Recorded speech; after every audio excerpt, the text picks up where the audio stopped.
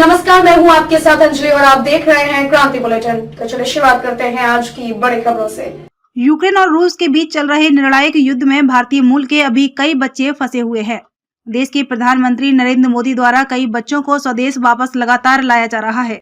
हरिद्वार की लाडली 3 दिनों की आंखों में नींद लिए जब हरिद्वार पहुंची तो उसकी मां मंजू सिंह पथराई हुई आंखों से काफी समय तक अपनी बेटी को निहारती रहीं, क्योंकि जिस तरह से यूक्रेन के हालात हैं, वहां फंसे भारतीयों को लेकर उनके अभिभावकों की यहां पर परेशानी लगातार बनी हुई है। हालांकि खुशी सिंह यूक्रेन के ऐसे इलाके में थी जहां फिलहाल कोई खतरा नहीं था, लेकिन उन्होंने बताया कि अभी उनके कई दोस्त कीव और अन्य जगह फंसे हुए हैं और लगातार उनसे वार्ता हो रही है।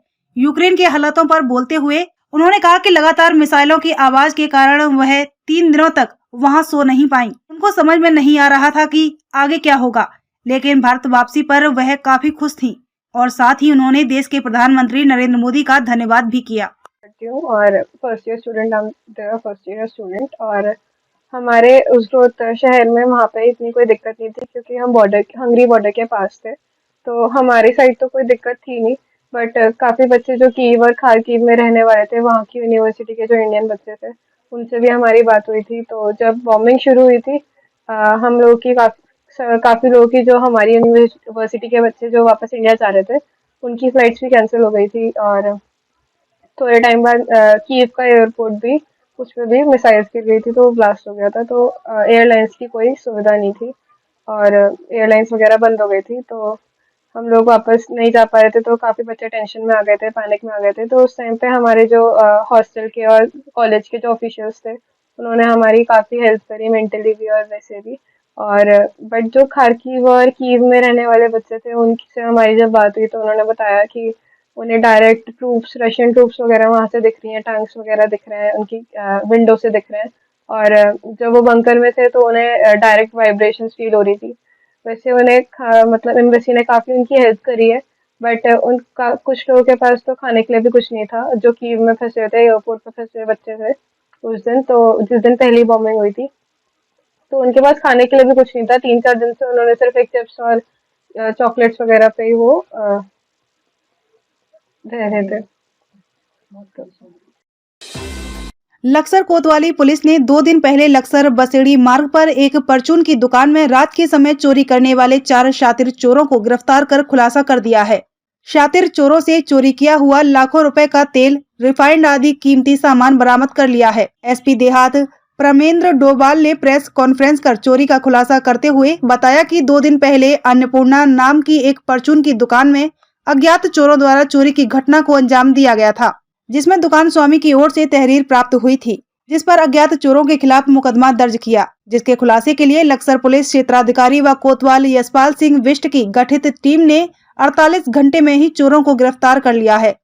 उन्होंने बताया कि शातिर चोरों से चोरी किया गया लगभग सभी माल को बरामद कर लिया गया है। चारों शातिर चोर मेरठ उत्तर प्रदेश के रहने वाले हैं।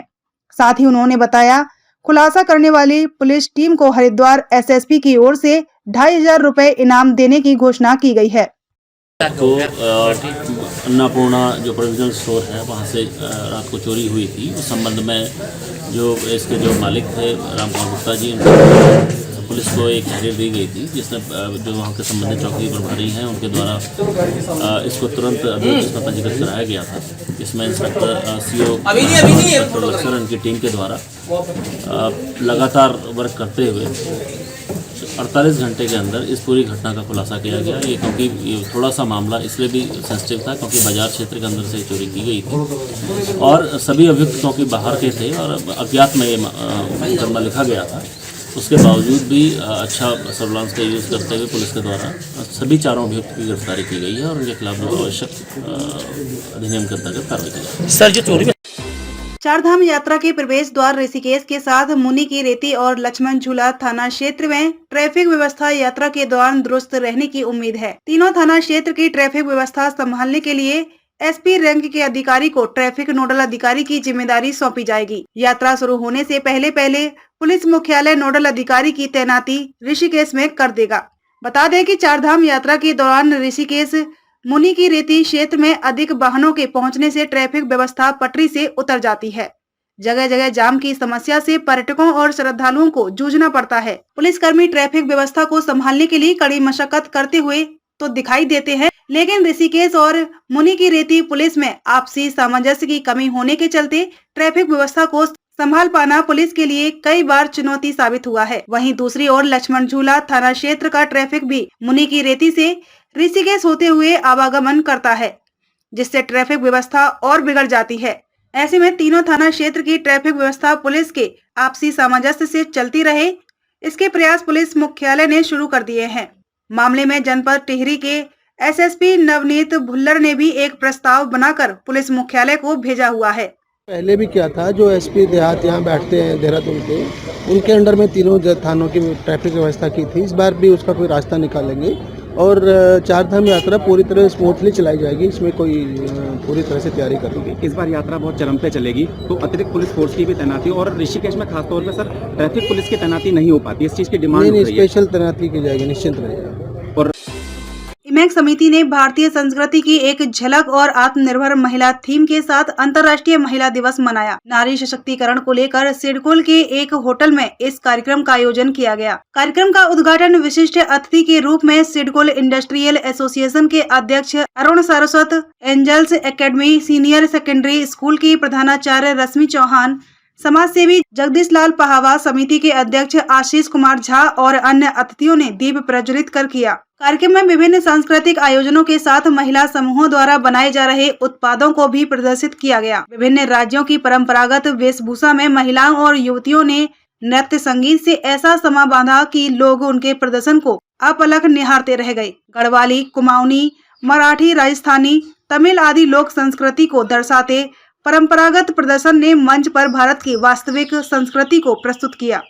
विभिन्न ग्रुप बनाकर बेहतर प्रस्तुति देने वाली महिलाओं को पुरस्कृत भी किया गया। इस मौके पर विशिष्ट अतिथि अरुण सारस्वत ने कहा कि आज वक्त बहुत बदल चुका है और महिलाएं किसी भी क्षेत्र में पुरुष से कमतर नहीं हैं। उन्होंने कहा कि सभ्य समाज के लिए महिलाओं का शिक्षित होना जरूरी है। बेटी बचाओ बेटी पढ़ाओ की brand ambassador doctor Manu Shivpuri ने बताया कि आज की नारी सक्षम, शिक्षित है और घर से बाहर निकलकर कार्य कर रही है। अगर राष्ट्र को विकसित बनाना है तो हम सबको मिलकर उन बच्चियों के भविष्य के बारे में सोचना होगा जो स्कूल नहीं जा पाती हैं। धर्मनगरी हरिद्वार में युवा जागृत विचार मंच हरिद्वार के द्वारा कनखल के सिंहद्वार स्वामी श्रद्धानंद चौक पर स्मैक जैसे घातक नशे के विरोध में निराहार सत्याग्रह किया गया। इस दौरान युवा जागृति विचार मंच के कार्यकर्ताओं द्वारा हरिद्वार को स्मैक नशा मुक्त बनाने के अपने संकल्प को पूर्ण करने के लिए निराहार सत्याग्रह और हस्ताक्षर अभियान के द्वारा जन जागरण अभियान चलाया गया। निराहार सत्याग्रह के दौरान नितिन गौतम ने बताया कि युवा जागृति विचार मंच के कार्यकर्ताओं द्वारा निराहार सत्याग्रह कार्यक्रम चलाया गया। उन्होंने बताया कि हमारी संस्था पिछले 7-8 महीने से लगातार शहर में नशा मुक्ति मुहिम चला रही है। उन्होंने कहा कि हमारे इस अभियान को जनता का पूरा सहयोग मिल रहा है और जनता सतर्क भी हो रही है। उन्होंने बताया कि पिछले दिनों भी काफी लोग स्मैक के साथ पकड़े गए, उन पर पुलिस कार्रवाई भी हुई, साथ ही प्रशासन का भी सहयोग मिल रहा है। उन्होंने कहा कि हरिद्वार शहर पूर्ण रूप से स्मैक मुक्त हो जाए तथा जो लोग स्मैक के साथ पकड़े जाएं, उन पर सख्त से सख्त कार्रवाई हो और उन्हें ताउम्र की सजा हो, ताकि वह इस तरह का घिनौना कृत्य न कर सकें, जिससे परिवार खराब हो रहे हैं, हमारी संस्कृति खराब हो रही है और अनेकों दुर्घटनाएं भी घट रही हैं।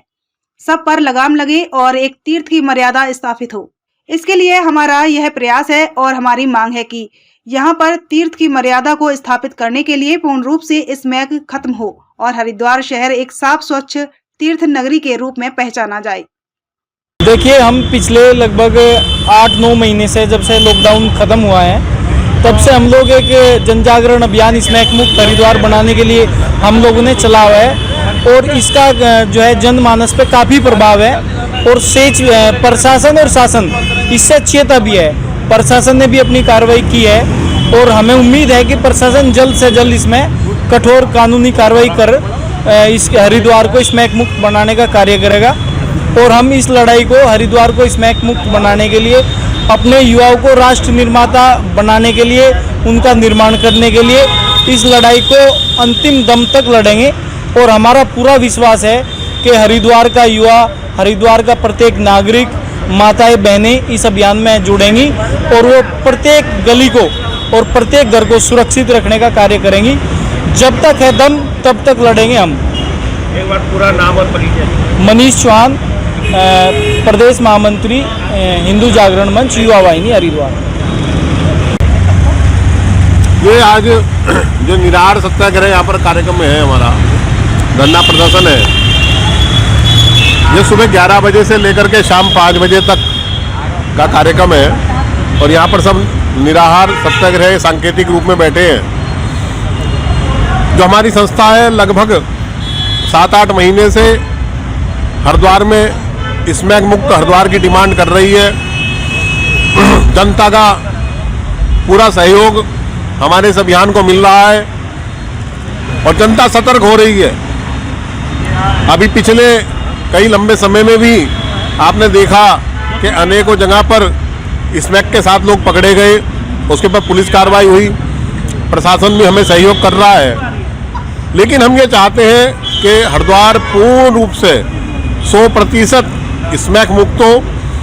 जो स्मैक के साथ लोग पकड़े जाएं उनके ऊपर ताउम्र की सजा हो, ताकि इस प्रकार का घिनौना कृत्य जिससे कि परिवार खराब हो रहे हैं, समाज खराब हो रहा है, हमारी संस्कृति खराब हो रही है और अनेकों दुर्घटनाएं घट रही हैं, उन सब पे लगाम लगे और एक तीर्थ की मर्यादा स्थापित हो।